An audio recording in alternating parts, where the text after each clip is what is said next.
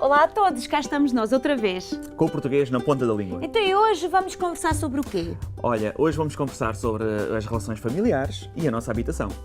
Faz sentido, família, habitação, porque normalmente vivemos com a nossa família numa habitação. Sim, pelo menos até certa idade. Precisamos de quem cuide de nós. E não há nada melhor que ter a nossa família por perto. Pois é, todos nós somos o resultado da união do nosso lado materno com a família do nosso lado paterno. E assim, uma nova família se forma. Num dia muito feliz, o Sr. Alfredo e a Sra. Maria casaram-se. Tiveram 2 filhos, o Walter e a Lúcia. O Walter, quando cresceu, casou-se com a Rosa e tiveram o Paulinho. A sua tia, a Lúcia, casou-se entretanto com o Marcos. E estes tiveram 2 filhos, o Luís e a Lourdes. Imagina agora, quando se juntam todos, o que se chamarão? Bem, aí vai depender. Poderão chamar-se pelo nome próprio ou pelo parentesco. Por exemplo, o Paulinho poderá chamar tia Lúcia ou só tia, tio Marcos ou apenas tio, avô Alfredo ou só avô e avó Maria ou apenas avó. O Walter chama aos filhos da sua irmã sobrinhos. O Sr. Alfredo e a Sra. Maria tratam por genro ao que casou com a sua filha e nora à que casou com o seu filho. Estes tratam o Sr. Alfredo e a Sra. Maria por sogro e sogra. E esta situação verifica-se quer na família do lado do meu pai, família paterna, quer na família do lado da minha mãe, a família materna. Bem, mas que grande confusão! Até já estou a ficar baralhada. E por falar nisso, será que eles moram todos juntos? Não, eu penso que não. Apesar de serem uma família só, cada casal deve ter a sua própria casa. Também acho. O Sr. Alfredo e a Sra. Maria numa casa, a Rosa e o Walter noutra e a Lúcia e o Marcos noutra. Eu acho que a Lúcia, o Marcos e os seus filhos moram numa casa com resto de chão e primeiro andar. No resto do chão costuma estar a cozinha e a sala de estar.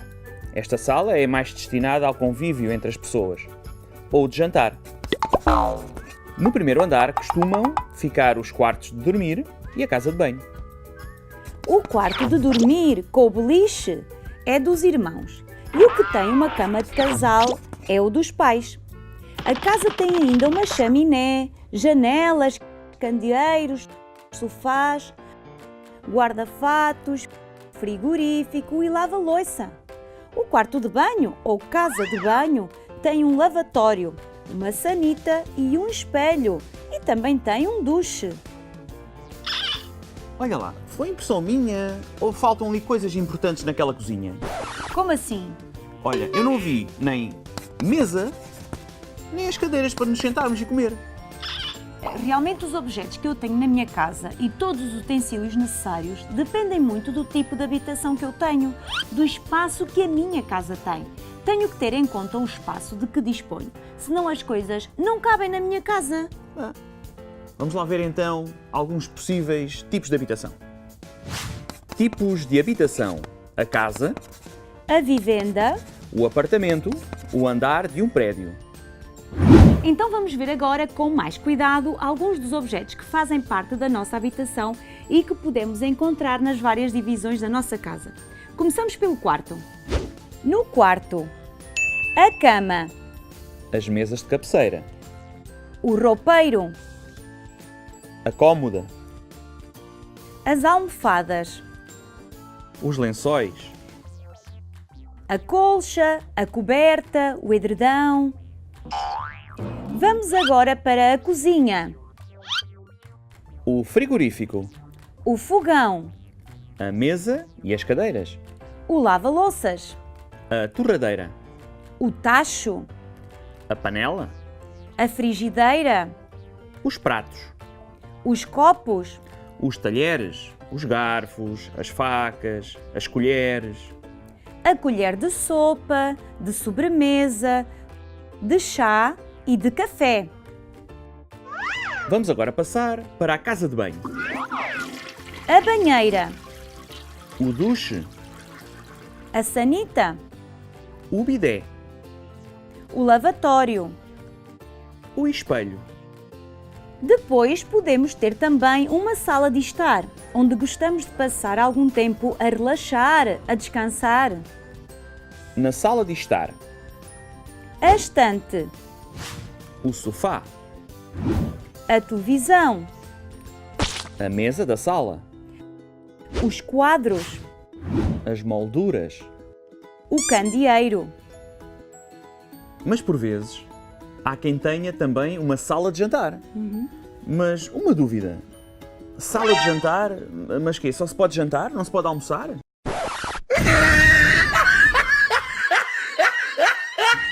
Claro que podemos. É um espaço destinado às refeições que são preparadas na cozinha. Mas a maioria das pessoas acaba por fazer as refeições na própria cozinha. A não ser que a cozinha seja um espaço mesmo muito pequeno.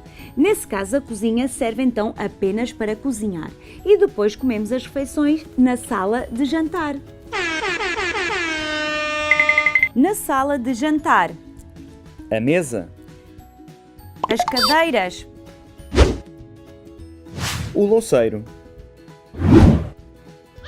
A verdade é que, seja como for, para manter a casa limpa e arrumada, são variadíssimas as tarefas que nós temos que executar. Pois, e olha, essa é a pior parte. Vejamos. Tarefas domésticas. Ligar, desligar o aquecedor, a televisão. Acender, apagar, o fogão, a luz. Abrir, fechar a porta, a janela. Lavar a louça, a roupa. Aspirar o chão, o sofá. Cozinhar as refeições. Limpar o pó, o chão, a louça.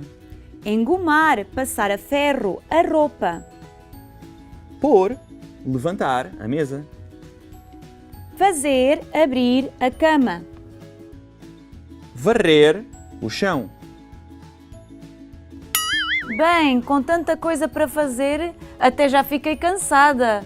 Vamos então só recordar algum do vocabulário de hoje relativo à família. Família, O pai, a mãe, o avô, a avó, o bisavô, a bisavó, o tio, a tia, o sobrinho, a sobrinha, o irmão, a irmã, o marido, a esposa, o homem, a mulher, o neto, a neta, o genro, a nora, o primo, a prima, o sogro. a sogra. Olha, ontem fui chamar-te para irmos limpar a casa. Bati com o nariz na porta, tive que limpá-la sozinho. Então, mas eu já tinha saído. E como é que é bater com o nariz na porta? Olha, essa é mais uma expressão da nossa bonita língua. Bater com o nariz na porta. Procurar alguma coisa ou alguém e não encontrar. Então olha, muito cuidado com o teu nariz. Cuidado nada. Da próxima vou ficar à tua espera, não vou limpar a casa sozinho. E aliás, deixei uma divisãozinha para ti. A sério? Casa de banho. Oh meu Deus, então temos mesmo de ficar por aqui. Olha, muito obrigada pela vossa atenção e não se esqueçam de falar com o português na ponta da língua. Ba-do,